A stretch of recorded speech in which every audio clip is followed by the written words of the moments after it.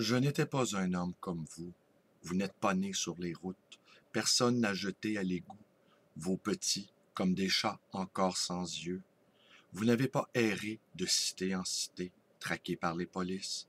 Vous n'avez pas connu les désastres à l'aube, les wagons de bestiaux et le sanglot amer de l'humiliation.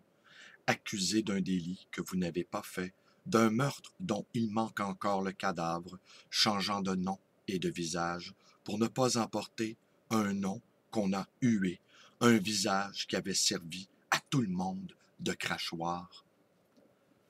Benjamin Fondane, tiré de son recueil Le mal des fantômes.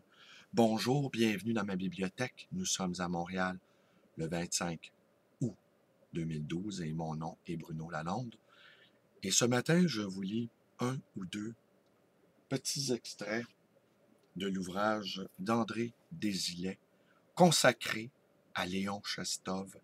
Léon Chestov, qui était le maître à penser de ce poète roumain d'expression française, Benjamin Fondane, qui est mort dans les camps de concentration nazis.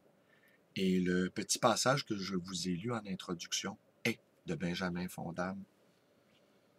Léon Chestov, les paradoxes de la philosophie.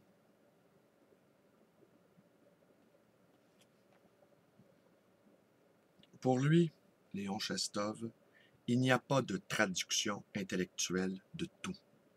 Une rationalisation prématurée vide le langage, détruit l'homme et prépare des lendemains nihilistes. Seules deux affirmations contradictoires, dont chacune empêche l'autre de se fermer, engendrent une ouverture où l'homme est tenu en haleine. Cette conception, nous pouvons la définir comme un retour à l'interrogation virginale de l'homme face aux problèmes de sa vie et comme un besoin d'échapper à tous les carcans et d'atteindre en toutes circonstances le degré zéro de la connaissance. Chestov n'enseigne rien. Il écrit parce qu'il cherche auprès du lecteur éventuel un témoin. Il veut obtenir le droit d'espérer et d'exister malgré toutes les condamnations de l'idéalisme et des théories de la connaissance. Au fond, l'idée de philosophie chez lui exprime un appel par lequel l'homme cherche l'inconnu, confiant qu'un tel acte vaut toutes les constructions de la pensée, y compris la critique de la raison pure, que Tchadjaev surnommait doctrine de la raison déchue.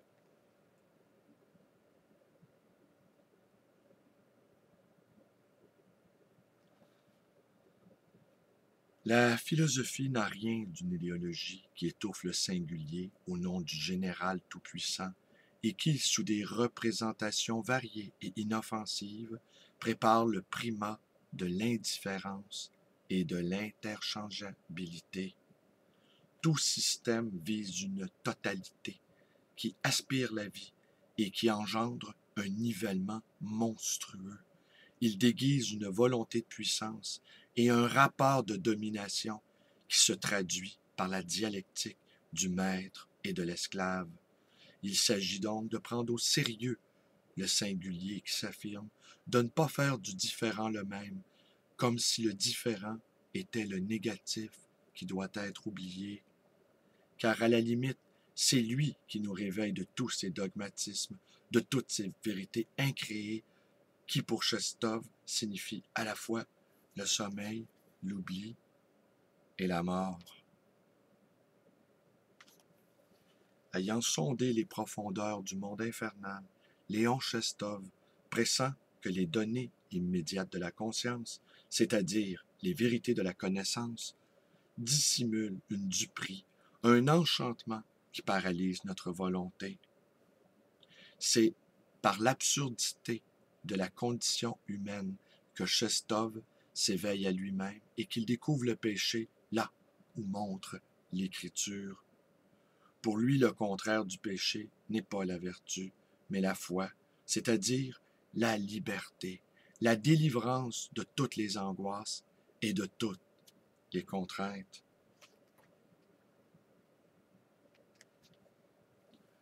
La philosophie échappe à toutes les sommes qui présentent la réalité comme une accumulation de données où l'homme n'est qu'un spectateur.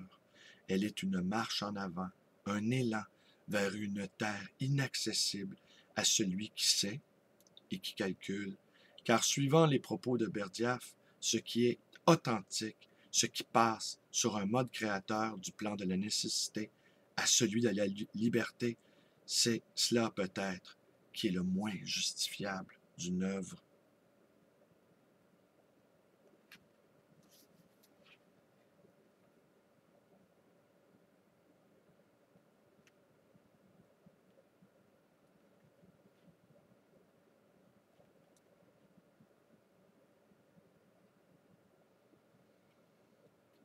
Ouais.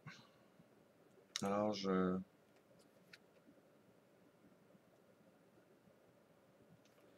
vous conclue avec une longue citation de Léon Chestov. J'irrite les gens, dit-on, parce que je répète toujours la même chose. Telle était aussi la raison de l'irritation des Athéniens contre Socrate. On dirait vraiment que les autres ne répètent pas toujours la même chose. Non. Et il est évident que cette irritation a une cause différente. Personne ne se fâcherait contre moi si les choses que je répétais étaient celles auxquelles on est habitué, qui sont admises depuis toujours, et par conséquent compréhensibles pour tous et agréables. Il ne semblerait pas alors que je répète la même chose, c'est-à-dire toujours le contraire de ce que l'on voudrait entendre. Tout le monde, par exemple, répète depuis des siècles, depuis Aristote, le principe de contradiction est un principe inébranlable. La science est essentiellement le libre examen. Dieu lui-même ne peut faire que ce qui a été n'a pas été. L'homme doit surmonter son être particulier, tout tendre à l'unité, etc. Et personne ne se fâche, tout le monde est très content et s'imagine que tout cela est très nouveau. Mais si vous dites que le principe de contradiction n'est même pas un principe, que les évidences nous trompent, que la science craint le libre examen, non seulement on ne vous permettra pas de le répéter, mais on se mettra en colère dès vos premiers mots. Il faut croire que les gens s'irritent pour la même raison pour laquelle se fâche un dormeur que l'on essaye de réveiller. Il a sommeil, mais on ne le laisse pas tranquille. Réveille-toi. Pourquoi se fâcher cependant? On ne peut tout de même pas dormir éternellement. Je ne compte certes pas parvenir à réveiller les dormeurs, et je ne me fais nulle illusion à ce sujet, mais qu'importe, l'heure viendra, et quelqu'un les réveillera, non par des discours, mais autrement, tout autrement. On aura compris ici, la pensée de Chestov est un déblaiement, un désencombrement de tous nos concepts et une mise à mort de la pensée dialectique.